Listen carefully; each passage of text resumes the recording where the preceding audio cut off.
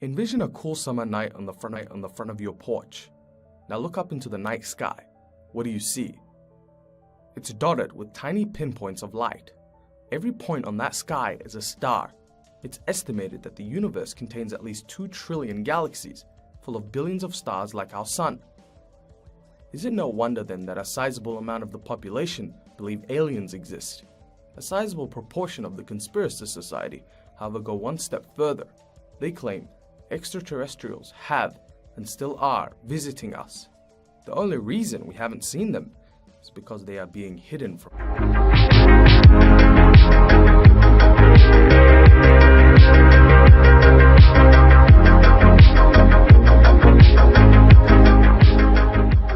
us.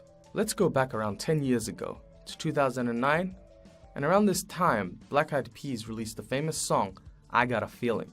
Here, the US set up a secret investigation team who was granted a budget of millions of dollars and had one task, and one task only. Dubbed the Advanced Aviation Threa program, its objective was to identify any unidentified flying. Elizondo, the military intel official who headed the now defunct program, is still convinced of ET. He actually was brought onto CNN to discuss his views. He argued they used scientific methodologies to this phenomenon and found objects that weren't in either US inventory or in any other nation's inventory. He then went on to claim, if they aren't earthly, it's only logical to assume it's extraterrestrial in origin. Conspiracists take this as evidence of extraterrestrials. After all, why make a secret program if there is no such thing as UFOs? They also argue this is a covert government plan to hide aliens from the public. Another key piece of evidence used by conspiracists to bolster their argument goes back to 1947. A mysterious silver disc crash-landed at a ranch near Roswell, New Mexico. After initial confusion, the local army airfield was called in, only to yell that this was nothing less than the remains of a flying saucer. On the Daily Record, the headline, RAAF captures flying saucer, was on the front page. Officially, the government claimed it was a simple weather balloon incident, which the public should conveniently forget about. Unfortunately for them, Stanton Friedman, a nuclear physicist who worked on the development of space-going nuclear fusion-powered flight, wasn't so complacent. He painstakingly sought and interviewed hundreds of witnesses, only to arrive at one conclusion: there had been a cover-up of cosmic Watergate proportions. Conspiracists argue that the government has much to gain from hiding extraterrestrial visits.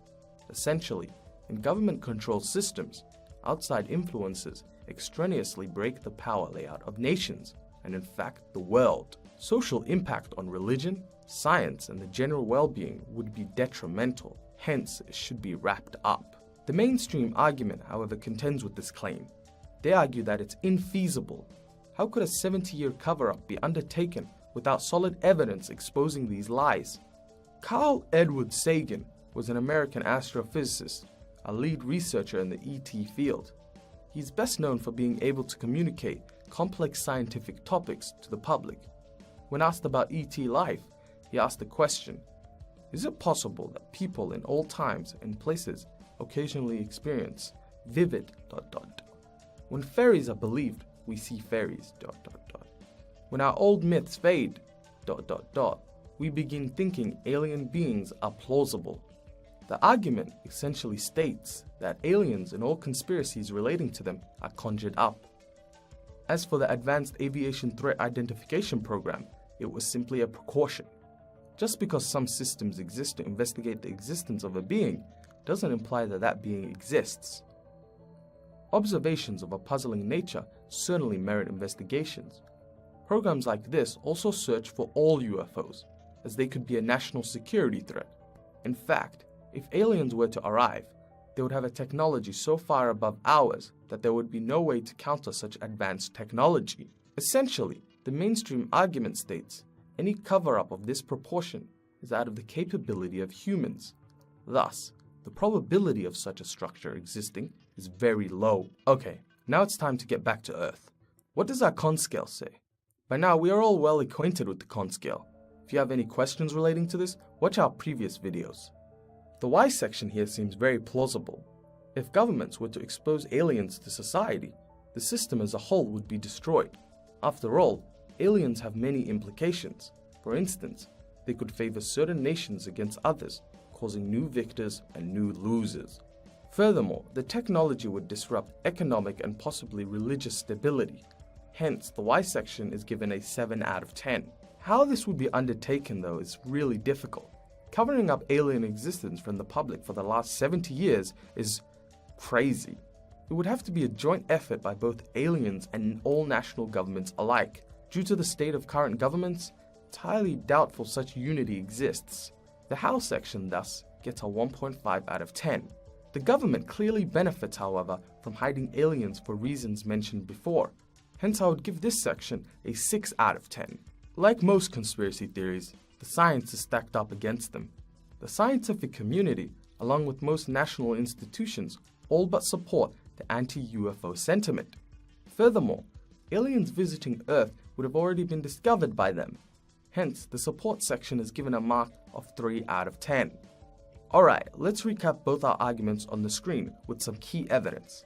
The mainstream argument states a cover-up of this proportion is just infeasible for reasons shown there. Thus, the probability of such a structure existing is very low.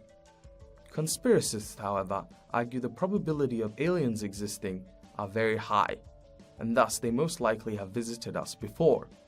Also, since outside influences could destroy their power, governments have an innate incentive to control systems. Both are sound arguments. I'm on the fence, and I thus give this section 5 out of 10. So, this grants us an average of 4.5 out of 10, a borderline fail. Here at Conspiring Conspiracists, we follow Benjamin Franklin's statement. He said, 3 can keep a secret if 2 of them are dead. Alright guys, hope you enjoyed our video. What do you think about this conspiracy? Do you disagree with our scale? Discuss this in our comment section.